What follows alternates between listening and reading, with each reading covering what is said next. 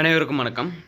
இந்த வீடியோவில் நம்ம என்ன பார்க்க போகிறோம் அப்படின்னா, காலேஜ் ஜாயின் பண்ண என்னென்ன டாக்குமெண்ட் வேணும் அப்படின்றதையும், அலாட்மெண்ட் ஆர்டர் ஓரளவுக்கு வியூ தான் பண்ண போகிறோம். ஓரளவுக்கு இல்லை, எல்லாமே நல்ல வியூ தான் பண்ண போகிறோம். ரீசன் ஏன்னா, உங்கள் அலாட்மெண்ட் ஆர்டரில் தான் காலேஜ் ஜாயின் பண்ணுறதுக்கு என்னென்ன டாக்குமெண்ட் வேணும் அப்படின்ற டீட்டெயில்ஸ் எல்லாமே தெளிவாக இருக்கும். ஸோ நம்ம அலாட்மெண்ட் ஆர்டரை பார்த்தா தான் எல்லாமே தெளிவாக உங்களுக்கு புரியும். சரிங்களா? மேலவே உங்களுக்கு எந்த காலேஜ் அலாட் பண்ணியிருக்காங்க அப்படின்றது ப்ரொஃபைலில் லாகின் பார்க்கும்போது டீட்டெயில்ஸ் எல்லாமே தெரிஞ்சிருக்கும். ஸோ கீழே பெருசாக நம்ம பார்க்க வேண்டிய விஷயம் எதுவும் கிடையாது அதிகமாக. பட் சில விஷயங்கள் பார்க்க வேண்டியது இருக்கும். ஓகேங்களா? நம்ம நேராக கண்டென்ட் போகாமல் ஃபஸ்ட்டு என்ன போட்டிருக்காங்க அப்படின்றத பார்த்துடலாம். யூனிவர்சிட்டிக்கு நீங்கள் ஃபீஸ் பே பண்ணியிருக்கணும், 1520 பே பண்ணியிருக்கணும் அப்படின்ற மாதிரி சொல்லியிருக்காங்க. ஸோ அதை நீங்கள் பே பண்ணதுக்கான ரெசிப்ட் ஆன்லைனில் பேமெண்ட் ரெசிப்ட் வந்திருக்கும். அதை நீங்கள் டவுன்லோட் பண்ணி பிரிண்ட் அவுட் எடுத்து காலேஜில் ஜாயின் பண்ணுறப்போ பிரின்ஸிபல் கிட்ட சப்மிட் பண்ணணும் அப்படின்ற மாதிரி சொல்லியிருக்காங்க. ஆஃபீஸ் ரூமில் சப்மிட் பண்ண சொல்லியிருக்காங்க. தென் அடுத்த லைனில் பார்த்தீங்கன்னா டேட் ஆஃப் ஜாயினிங் 25 29 வரையும், அதாவது நெக்ஸ்ட் வீக் ஃபுல்லாக இருக்கிற மாதிரி கொடுத்துருக்காங்க. நடுவில் ஒரு நாள் கவர்மெண்ட் ஹாலிடே வரதால் அது கால்குலேஷனில் வராது. சரிங்களா? அடுத்தது உள்ள நம்ம டீட்டெயிலாக போயிட்டு பார்க்க வேண்டியது தான்.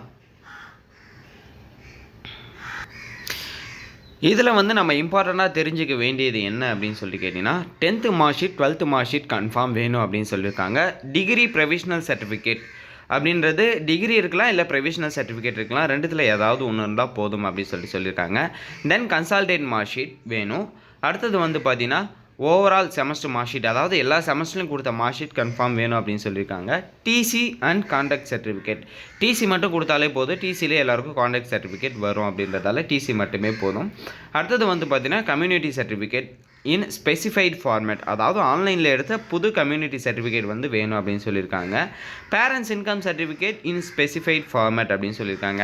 இன்கம் சர்டிஃபிகேட் மேண்டேட்டரி கிடையாது, பட் அதை நீங்கள் எடுத்துக்கிறது நல்லது. இருந்தால் எடுத்துகிட்டு போங்க, இல்லைனா நோ இஷ்யூஸ். நெக்ஸ்ட்டு ஆதார் கார்டோட ஒரு செட் ஆஃப் காப்பி வேணும் அப்படின்னு சொல்லியிருக்காங்க. ஆதார் கார்டு இருந்தது அப்படின்னா நீங்கள் ஆதார் கார்டு எல்லாருக்குமே இருக்கோ, அதை ஒரு செட்டு ஜெராக்ஸ் எடுத்துக்கிட்டு ஒரிஜினலி கையில் எடுத்துகிட்டு போங்க. தென் ஸ்பெஷல் கேட்டகரி சர்டிஃபிகேட் அப்படின்னு சொல்லிட்டு ஒன்று கேட்டிருக்காங்கல்ல, அது உங்களுக்கு இருந்தால் எடுத்துகிட்டு போங்க, இல்லைனா நோ இஷ்யூஸ். அது எதுவும் பெருசாக பிரச்சனையே கிடையாது. நெக்ஸ்ட் 10th 1 11th 1 எல்லாருக்குமே பயங்கர டவுட்டாக இருக்குது. அதை பற்றி தான் எல்லாருமே கேட்டுட்ருக்காங்க.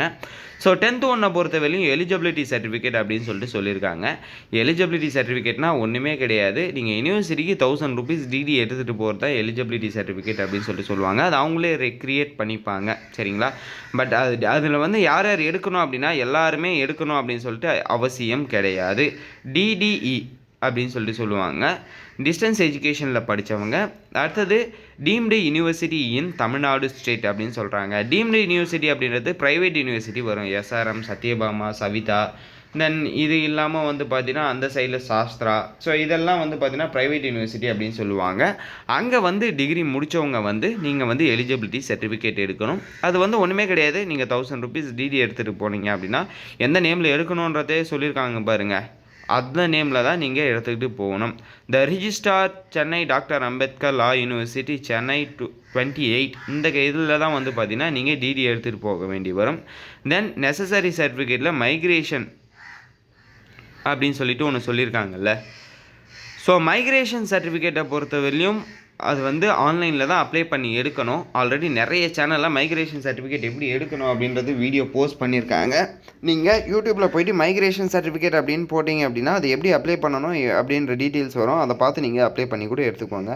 அது என்ன ஒரு 2 daysல மைக்ரேஷன் சர்டிஃபிகேட் வந்துடும். அது எதுவும் பிரச்சனை கிடையாது. நெக்ஸ்ட் ஆன்டி ரேக்கிங் எப்படி எடுக்கணும்னு சொல்லிட்டு நான் நேற்றே வீடியோ போஸ்ட் பண்ணிட்டேன். அந்த வீடியோ நிறைய பேர் பார்த்துருப்பீங்க. அப்படி இல்லைனா சேனல் பேஜில் போயிட்டு பாருங்கள், அதை பார்த்து எடுத்துக்கோங்க. நெக்ஸ்ட் பார்த்தீங்கன்னா photo copy, passport size photo அப்படின்னு கேட்டிருக்காங்க. 3 copies கேட்டிருக்காங்க. எதுக்கும் நீங்கள் 5 காப்பியாக எடுத்துகிட்டு போங்க. நெக்ஸ்ட் பார்த்தீங்கன்னா 1 set of photo copies for all the certificates அப்படின்னு கேட்டிருக்காங்க. ஸோ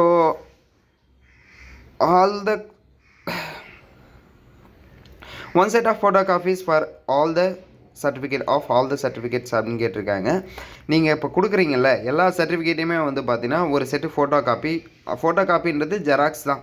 ஒன்றுன்றதே நீங்கள் 2 3 கூட எடுத்துகிட்டு போங்க. கண்டிப்பாக அது உங்களுக்கு யூஸ் ஆகும். சரிங்களா?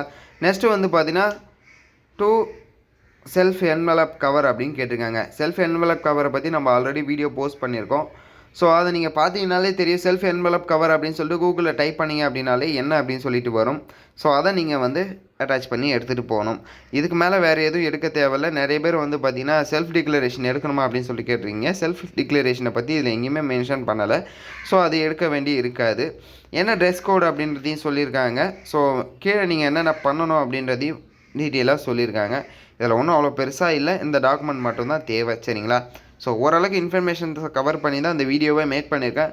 வேறு ஏதாவது டவுட் இருந்ததுன்னா கமெண்ட் பண்ணுங்கள். நெக்ஸ்ட் வீடியோவை மேக் பண்ணி போஸ்ட் பண்ணி விடுறேன். தேங்க்யூ கைஸ், பாய்.